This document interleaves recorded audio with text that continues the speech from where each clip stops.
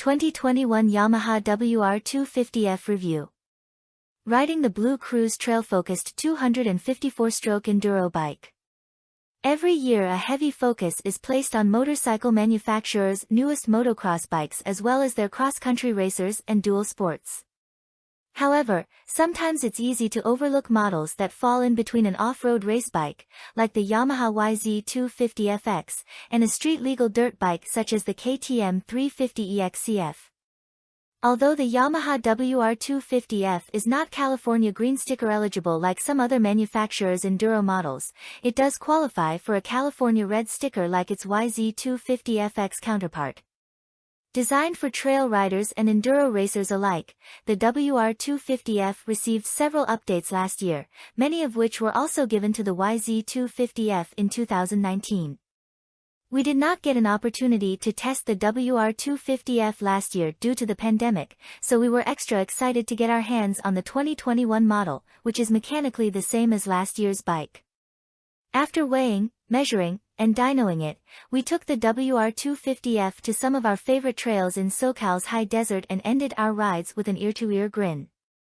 While the WR250F has different ECU tuning than the YZ250FX and a forestry service compliant spark arrestor type muffler, the engine itself is the same as the YZ250FX.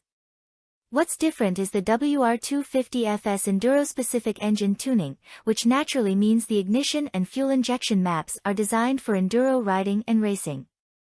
What should be understood here is that because Yamaha designed the WR250F for enduro racing, the tuning fork guys made no attempt to make it a hybrid dual sport or, if you live in California, green sticker compliant.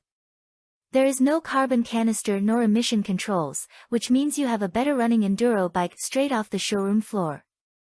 While the WR250F runs very well, its forestry service compliant spark arrestor type muffler causes its power output to be less than the YZ250FX and YZ250F, specifically 1.7 horsepower and 2.9 horsepower less at peak, respectively, than those two models. The 6-speed transmission is shared with the YZ250FX and offers optimized gear selection for technical terrain as well as wide-open fire roads. The first and second gears are particularly useful. In second gear, I was able to still get down to a very low speed without losing throttle response, yet I was able to carry that same gear much further than expected. Because of the surprisingly long second gear, the amount of shifting on tighter trails is noticeably reduced, as is the gap between second and third. As expected, fourth, fifth, and sixth gears have a little more of a noticeable gap on this wide ratio gearbox. The 2020